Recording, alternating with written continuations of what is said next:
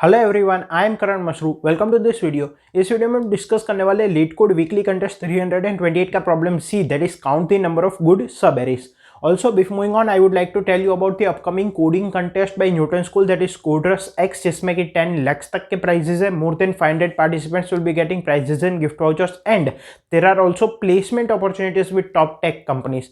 So make sure you register for this event as soon as possible by the link which is given there in the description. Let's start by understanding the question.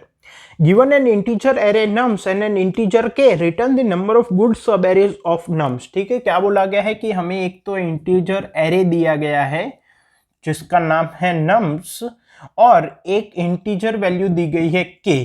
तो हमें क्या बताना है? हमें number of good subarrays बताना है of this array a, of this array nums. अब number of good subarrays की डेफिनेशन क्या है वो नीचे दी गई है। A subarray is good if there are at least k pair of indices i, j such that i is less than j and array of i is equal to array of j।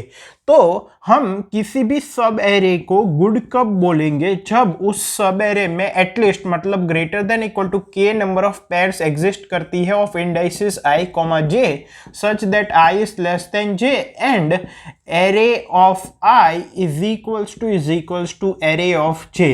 Basically same value वाली जो pairs है वो greater than equal to के होगी किसी सब array में, तो उसको हम क्या बोलेंगे?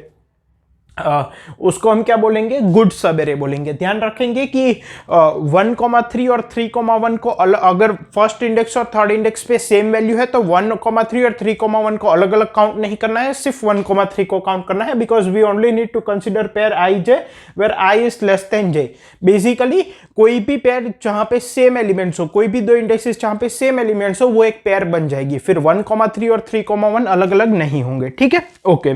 फिर नीचे डेफिनेशन ऑफ सब एरे दी गई है। डेफिनेशन ऑफ सब एरे क्या होता है? अ continuous segment of the array. ठीक है ना, कोई भी एक कंटीन्यूअस सेगमेंट एरे का, या तो फिर हम उसको ऐसे भी डिफाइन कर सकते हैं कि हमारा जो ओरिजिनल एरे है उसमें स्टार्टिंग से कुछ एलिमेंट को डिलीट कर दे और एंड से कुछ एलिमेंट को डिलीट कर दे, तो जो रिमेनिंग होता है वो सब एरे होता है। ठीक है, यहां पे कंस्ट्रेंट्स मैंने लिखे हुए, एरे की लेंथ 10 की पावर 5 तक जा रही है और एरे की वैल्यूज और के जो इंटीजर है वो 10 की पावर 9 तक जा रहा है। आउटपुट में हमें क्या बताना है? आउटपुट में हमें नंबर ऑफ गुड सब एरेस बताने है। ठीक है ना, आई होप कि आपको क्वेश्चन क्लियर। अब इसके कंसेप्ट पे मूव करते हैं। सो अब यहाँ पे अगर कंसेप्ट की बात करें तो देखो, हमें यहाँ पे नंबर ऑफ सब एरेस फाइंड करने हैं जो कि गुड सब एरे हो। गुड सब एरे की यहाँ पे डेफिनेशन क्या है?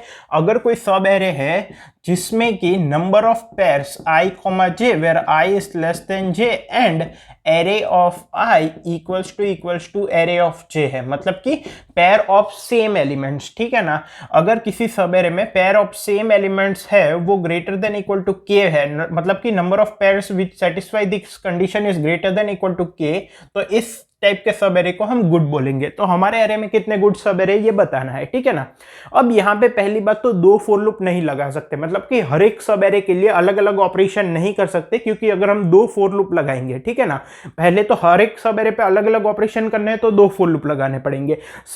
For all starting point and for all ending point we need a different for loop. ठीक है ना, तो दो फॉर लूप लगेंगे। फिर उसके बाद उस सब एरे पे प्रोसेसिंग करनी पड़ेगी थोड़ी बहुत, ठीक है, to find whether it is good और नॉट। लेकिन जो दो फुल लूप लगेंगे उनकी टाइम कॉम्प्लेक्सिटी ही n स्क्वायर हो जाएगी, और एरे की लेंथ 10 की पावर 5 तक जा रही है तो हम n स्क्वायर में नहीं कर सकते। ठीक है ना, हमें बिग O ऑफ n या n log n ऐसा कुछ सोचना पड़ेगा। ठीक है, तो जब भी सब एरे का क्वेश्चन होता है तो हमने पहले भी ये मैंने बताया हुआ है कि इस तरह की कोशिश करो कि for a particular starting point कितने एंडिंग पॉइंट है जो गिवन कंडीशन सेटिस्फाई करते हैं। ठीक है ना, तो for a particular index i, अगर मैं ये for a particular index i to as a starting point, अगर मैं ये फाइंड कर लूं कि कितने ऐसे एंडिंग पॉइंट्स है ऑफ दिस सब एरे जो कि गिवन कंडीशन सेटिस्फाई करते हैं इन लॉग एन टाइम और कांस्टेंट टाइम, तो मैं स्टार्टिंग पॉइंट जो है सब एरेस का उनको i equal to 0 to n-1 run कर सकता हूं, और उस पॉइंट से स्टार्ट होने वाले कितने सब एरेस है वो अगर मैं कांस्टेंट या लॉग एन टाइम में फाइंड कर लूं, तो मेरा जो ओवरऑल कंसेप्ट है वो बिग O ऑफ n या n log n में हो जाएगा। या तो फिर एक एंडिंग पॉइंट पकड़ लो कि all the sub arrays which end with this particular point, ऐसे कितने सब एरेस होंगे जो कि इस पॉइंट से एंड करते हैं और हमारी कंडीशन सेटिस्फाई करते हैं, ये कांस्टेंट टाइम या लॉग एन टाइम में फाइंड करने की कोशिश करो।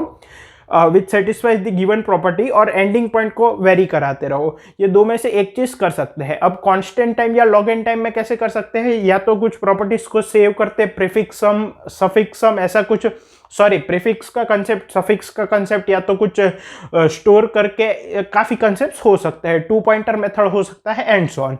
तो यहाँ पे कौन सा मेथड लगेगा, यहाँ पे टू पॉइंटर मेथड लगेगा, ठीक है ना। टू पॉइंटर मेथड बेसिकली क्या होता है कि आप एक स्टार्टिंग पॉइंट और एक एंडिंग पॉइंट ले लेते हो और फिर उन दोनों को इस तरह से मूव करते हो कि बिग O ऑफ n में हो जाता है, ठीक है। सो अब यहां पे टू पॉइंटर मेथड क्यों लगेगा, इसको समझने के लिए कुछ यहां पे चीजें ऑब्जर्व करनी पड़ेगी।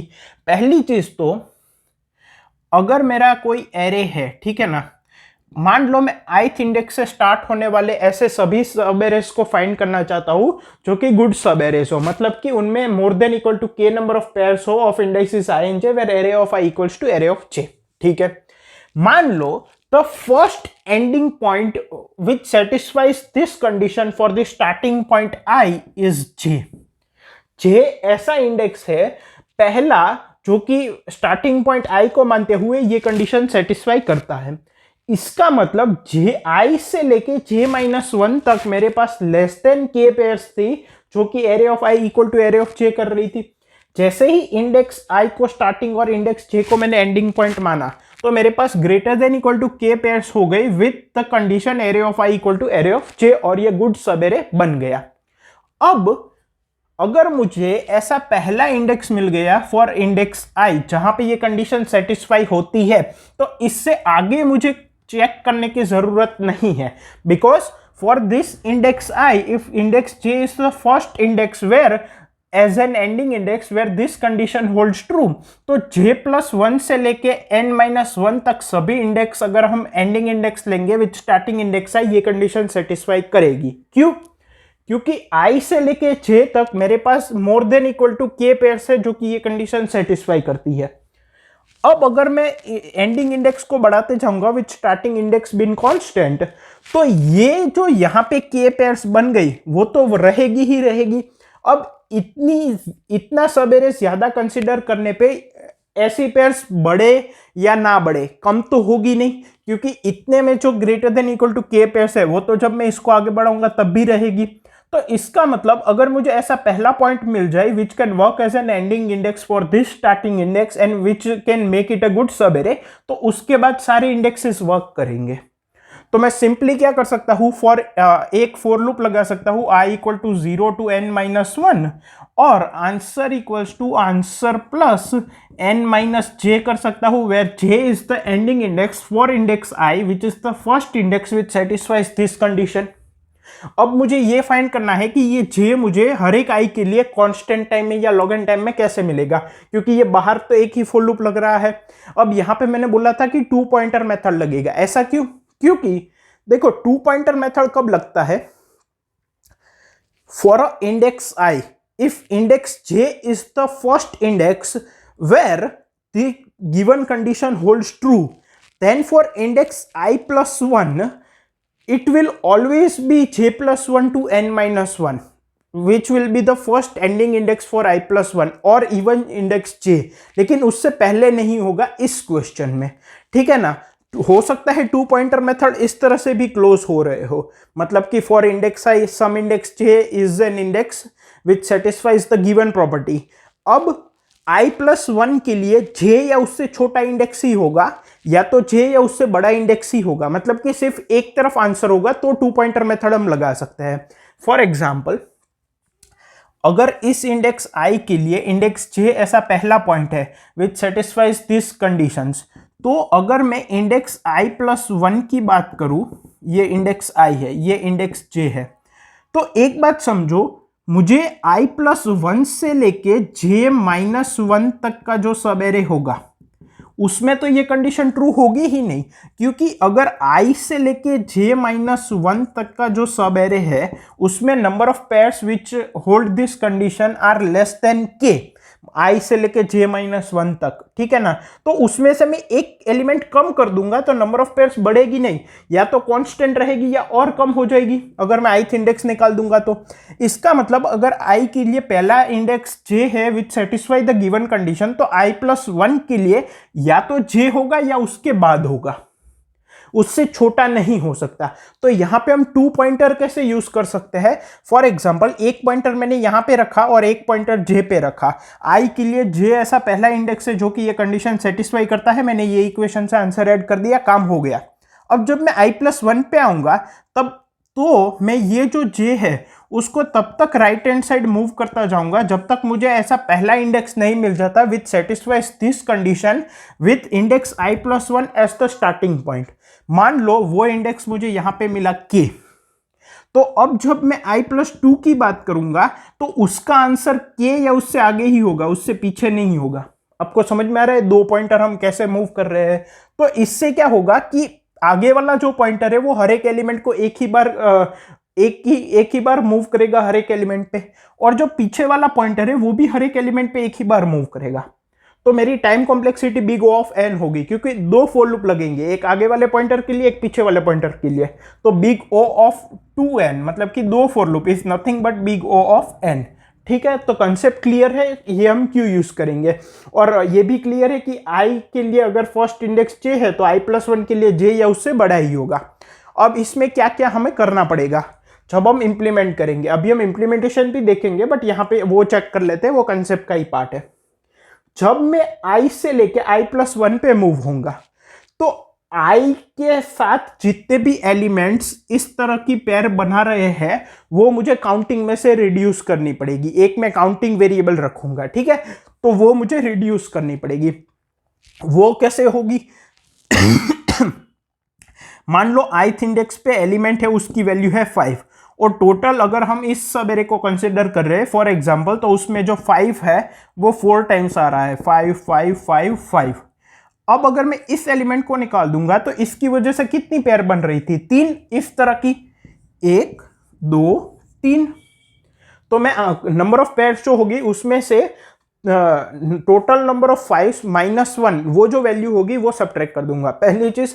दूसरी चीज, जब हम राइट हैंड साइड वाला पॉइंटर है उसको जब हम आगे बढ़ाएंगे तो जो नई पेयर्स जनरेट होगी इस तरह की, उसको काउंटिंग में ऐड करना पड़ेगा।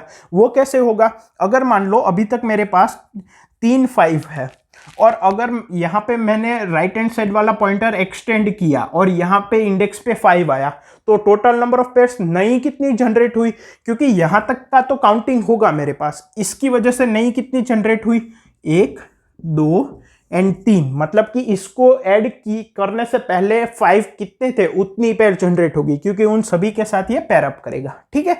तो कंसेप्ट को अगर मैं कंक्लूड करूं तो क्या करना है, एक स्टार्टिंग इंडेक्स लेना है, एक एंडिंग इंडेक्स लेना है, और हर एक इंडेक्स i को फॉर लूप में 0 से लेकर n-1 तक मूव करना है, और हर एक इंडेक्स के लिए मैं ये फाइंड करूंगा कि फर्स्ट एंडिंग इंडेक्स कौन सा है जो कि ये कंडीशन सेटिस्फाई करता है।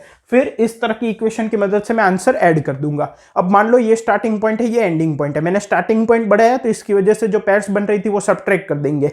फिर मैं ये एंडिंग इंडेक्स को आगे बढ़ाता जाऊंगा जब तक मुझे फर्स्ट एंडिंग इंडेक्स नहीं मिल जाता for this starting point which satisfy the following properties, और जो नई पेयर्स फॉर्म होगी उनको मैं ऐड करता जाऊंगा, एंड फिर वापस ये इक्वेशन की मदद से आंसर ऐड कर दूंगा। फिर वापस स्टार्टिंग पॉइंट मूव करूंगा, एंडिंग पॉइंट मूव करूंगा। ऐसा मैं सभी की इंडेक्स के लिए करूंगा तो मुझे मेरा आंसर मिल जाएगा बिग O ऑफ n में।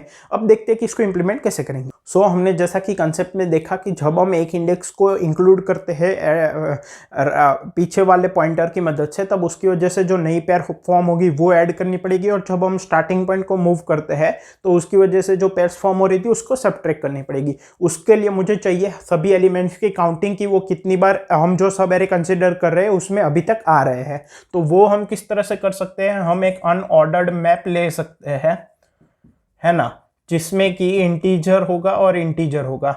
पहला इंटीजर होगा वैल्यू का और दूसरा इंटीजर होगा काउंटिंग का। मतलब कि मैपिंग ऑफ 5 मुझे ये बताएगा अगर 4 है तो इसका मतलब अभी मैं जो सब एरे कंसिडर कर रहा हूं उसमें 5 जो है वो 4 टाइम्स आया है, ठीक है, ओके। फिर मैं एक वेरिएबल्स लूंगा पेयर्स करके, जो कि मुझे ये बताएगा कि अभी जो मैं सब एरे कंसिडर कर रहा हूं उसमें कितनी पेयर्स फॉर्म हो रही है, where array of i equal to array of j, ठीक है ना। फिर और and i is less than j, फिर मैं एक इंडेक्स आई लूंगा जो कि स्टार्टिंग पॉइंट की तरह वर्क करेगा, एंड इंडेक्स जे लूंगा जो कि एंडिंग पॉइंट की तरह वर्क करेगा। हमने 2 पॉइंटर मेथड देखा था इस तरह से, और के तो हमें इनपुट में दिया ही गया है। अब देखो मैं क्या कर सकता हूं, for i equal to 0, i is less than n i plus plus, ठीक है ना। अब हमें ऐसा फर्स्ट इंडेक्स फाइंड करना है for index I which gives me number of pairs greater then और इक्वल टू के, ठीक है ना। ऐसा फर्स्ट एंडिंग इंडेक्स फाइंड करना है। फिर हमने वो फॉर्मूला देखा था n माइनस जे, उससे रिलेटेड कुछ फॉर्मूला होगा, उसको हम आंसर में ऐड कर देंगे। तो इसका मतलब while number of pairs are less than k and j is less than n, भाई एंडिंग पॉइंट जो है वो एरे के अंदर ही होना चाहिए, तब तक जो एंडिंग पॉइंट को आगे बढ़ाते जाओ, ठीक है ना। तो if mp dot find of nums of j equals to mp dot end, इसका क्या मतलब, अगर मैप में अभी तक nums ऑफ j है ही नहीं, तो जब हम उसको मैप में फाइंड करेंगे तो मैप का एंड आ जाएगा। तो mp of nums of j equals to 1, else mp of nums of j plus plus, है ना। और यहां पे हम प्लस प्लस करने से पहले हम क्या कर सकते हैं, number of pairs plus is equals to nums mp of nums of j, ठीक है ना। ये क्लियर है। फॉर एग्जाम्पल अभी तक जो हम सब एरे कंसिडर कर रहे हैं उसमें 3 5 आए हैं, और अब चौथा 5 आया है नया। तो अगर पहले से उसकी काउंट 0 है तो उसकी काउंट 1 कर दो, वरना पहले तो इसको ऐड करने से पहले कितने थे, 5 3, तो इसकी वजह से नई पेयर्स कितनी बनेगी, 3। तो pairs plus is equal to nums of j, जो पहले काउंटिंग थी वो, और उसके बाद उसकी काउंटिंग को बढ़ा दो और जे प्लस प्लस कर दो, ठीक है ना। तो जब हम व्हाइल लूप से बाहर निकलेंगे तो 2 केस हो सकते हैं, या तो number of pairs greater than equal to k हो गया, या तो j greater than equal to n हो गया। तो इफ नंबर ऑफ पेयर्स, या तो दोनों एक साथ भी हो सकते हैं, इज ग्रेटर देन और इक्वल टू के, इसका मतलब ये जो सब एरे है for starting index I, J minus 1 is the first ending index which satisfy the condition. आप समझो, वो कंसेप्ट समझाने के लिए मैं जे ले रहा था, लेकिन इस इंप्लीमेंटेशन में j minus 1 would be the first ending index which satisfy the condition. मैं इंडेक्स आई को स्टार्टिंग पॉइंट मान रहा था। जब तक मेरी पेयर्स लेस देन के थी तब तक मैं नए नए एलिमेंट्स को ऐड कर रहा था। मान लो मैंने इस एलिमेंट को ऐड किया और मेरी नंबर ऑफ पेयर्स जो है वो greater than equal to k हो गई, लेकिन वो जब ग्रेटर देन इक्वल टू के हुई उससे पहले जे प्लस प्लस हो गया था। इसका मतलब ये जे की वैल्यू यहां पे आ गई और मेरा व्हाइल लूप ब्रेक हो गया। इसका मतलब यहां तक के जो ये जो इंडेक्स है, this was j minus 1 which is the first ending index for starting index I which satisfy the condition। इसका मतलब answer equals to answer plus, वहां पे हम n माइनस जे कर रहे थे, यहां पे n माइनस जे माइनस 1 करना पड़ेगा। तो मैं इसको n माइनस जे प्लस 1 भी लिख सकता हूं। क्यों, वो आपको क्लियर हो गया, ठीक है ना। अब जब हम नई नेक्स्ट लूप में, इस व्हाइल लूप में अगर आएंगे तो इस एलिमेंट से हमें मैप में ऐड करना है। वो बात भी सही है क्योंकि यहां तक तो एलिमेंट्स ऐड हो गए, अब यहां से ऐड करना स्टार्ट करना है, ठीक है ना। क्लियर है। इनिशियली हम जे को 0 रखेंगे क्योंकि 0 से स्टार्ट करना है ऐड करना, जो कि मैंने यहां पे लिखा ही है। तो ये क्लियर हो गया। फॉर एंडिंग स्टार्टिंग इंडेक्स आई इतने सब एरेस होंगे। नाउ अब स्टार्टिंग इंडेक्स जो है वो i प्लस 1 होगा। तो ith इंडेक्स की वजह से जितनी पेयर बन रही थी वो निकालनी पड़ेगी। सपोज ये मेरा ith इंडेक्स है, तो इसकी वजह से कितनी पेयर बन रही है, 1 2 3, लेकिन इसके काउंट कितनी है, 4। तो इसका मतलब mp of nums of i, जिसको अभी हम i प्लस 1 करने वाले हैं, तो इसकी काउंटिंग पहले तो कम करो क्योंकि अब ये हमारे सब एरे में नहीं है। अब हमारा स्टार्टिंग पॉइंट ये हो जाएगा, ठीक है, अगर ये स्टार्टिंग पॉइंट था तो। And number of pairs is equals to number of pairs minus MP of nums of i. क्यों? क्योंकि नम्स ऑफ आई 5 की काउंटिंग 4 थी, फिर पहले हमने इसकी काउंटिंग को कम किया तो अब 3 बची, और इतनी ही पेयर इसकी वजह से बन रही थी तो वो माइनस कर दिया, और इससे हमें हमारा आंसर मिल जाएगा। टाइम कॉम्प्लेक्सिटी क्या होगी? Big O of n। क्यों? क्योंकि स्टार्टिंग पॉइंट आई और एंडिंग पॉइंट जे जो है वो सभी एलिमेंट पे एक से ज्यादा बार ट्रावर्स नहीं करेंगे, तो इसका मतलब 2 फॉर लूप लगेंगे। भले ही ये ऐसा लग रहा हो कि फॉर लूप के अंदर वाइल लूप है, लेकिन सच में 2 से ज्यादा फॉर लूप नहीं लगेंगे।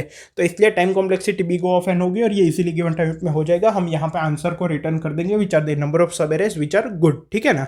आई होप ये आपको क्वेश्चन कंसेप्ट इंप्लीमेंटेशन तीनों क्लियर। इसका सोल्यूशन कोड मैंने कमेंट्स में प्रोवाइड किया है। Thank you.